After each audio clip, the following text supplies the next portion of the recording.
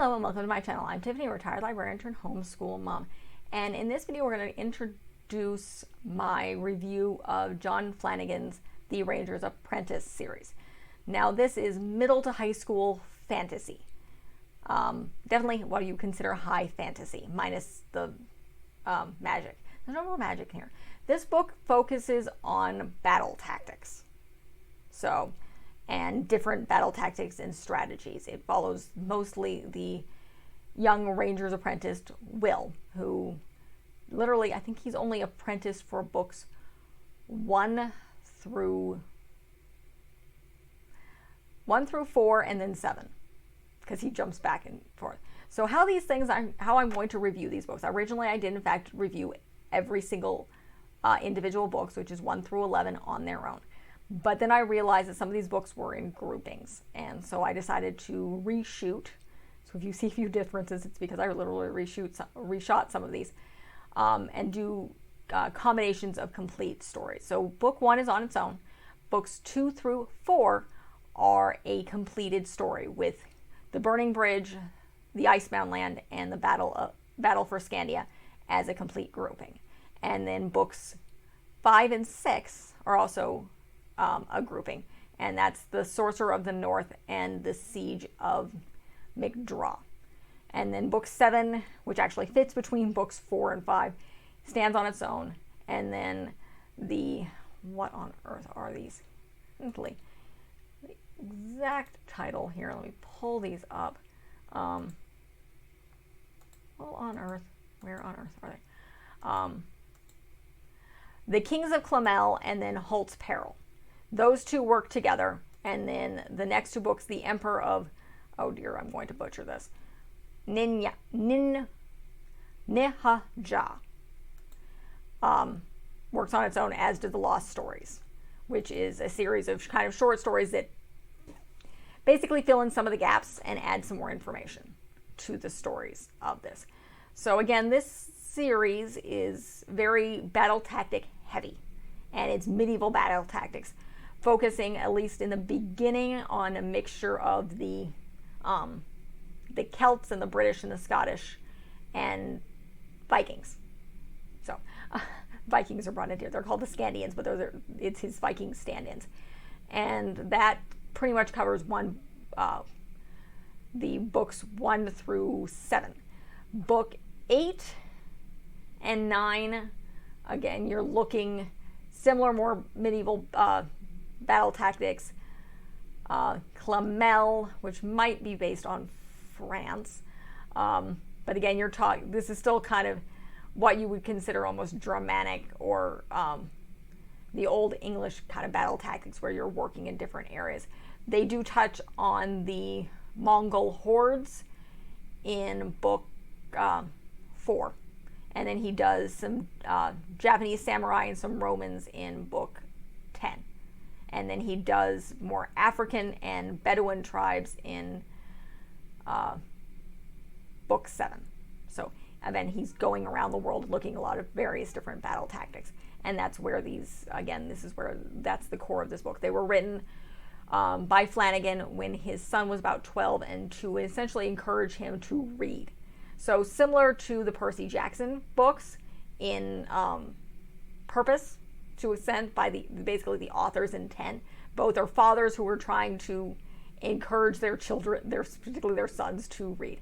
Now, I hate to say this, but yeah, these books are definitely male focused. There are 3 major female characters in this book series, and throughout the book series, I'm warning you, I forget this woman's name. This is Lady Pauline. She's the head of the diplomatic corps. She eventually becomes Holt's wife. And Holt is the Will's master, and this is who he's apprenticed to. And then you have 2 other major female characters, the Princess Cassandra, who frequently goes by Evelyn, and then Alice, who is a junior member of the diplomatic corps and is a childhood friend of Will's, and then his battle school apprentice friend Horace. So, and then, I completely brought this up in some of the other books, you have Jenny, who's another ward that's friends with Will and Alice, and Horace, and she ends up, this happens in one of the short stories, she ends up matched up with Gillian, who is Holt's former apprentice, and he plays a part in the book series. So you have a little bit of that, but there's nothing, there's weddings, kissing, and a few mentions of them missing each other. And that's the extent of it. And people moving in with one another. That's it. That's pretty much it. So otherwise, there are actually no other females mentioned in this entire book series. So you just have those three. They are strong female characters, nonetheless. So why definitely girls would definitely enjoy this book series. In fact, the author mentions in his inspiration for one of these stories he wrote with the final stories, which is the Lost Tales, that his story about how the ponies work and how they kind of exchange them happened because he got a letter from a girl in New Zealand who says, like, these horses are only going to last for like 15 years or like 15 to 17 years. How are you going to kind of deal with them having horses by the same name? So that's kind of what calls. So it can appeal to girls. I don't want to say it entirely appeals to boys. It appealed to me. And I'm female, and I read these when I was in my 20s, similar to Tamora Pierce books. That's what happens when you put books away half the time. And I spend a lot of times in the libraries trying to escape not a fun family life. But that's neither here nor there. I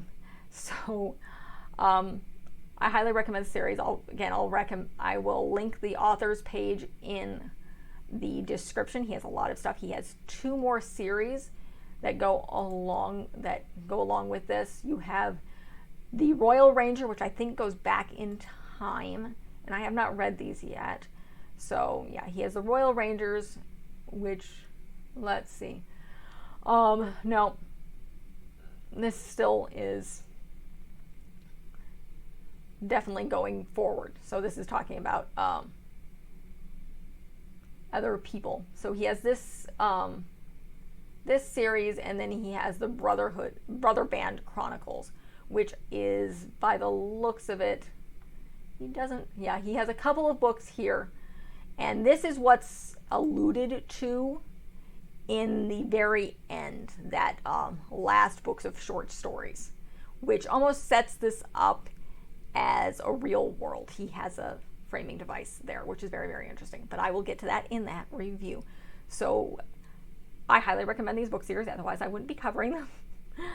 They're very enjoyable, they're very long, but again, middle school to high school level. That's who these are geared at. Read alouds, maybe. That's really up to you. Again, battle tactic heavy.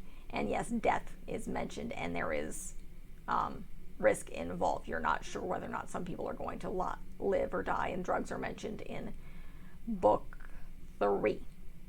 So, and bits of book 4. And that's just to control slaves. So that is it. Be sure to check next Monday. I will start with The Ruins of Glorian, which is the first book in this series, and I will go through everything I believe I finish at the end of January. So thank you, and be sure to check this out. Check out the rest of my channel. I have a bunch of Christmas stuff going on here in December, books and film reviews. Halloween stuff was going on in November, covered all of Harry Potter, done a bunch of other book reviews, film reviews, a sprinkling of kids travel stuff, a sprinkling of secular, aka non-religious, homeschooling stuff here and there, some online resources. So I have a lot of stuff on offer, a lot of stuff planned. So be sure to check it out by liking and subscribing. Thank you.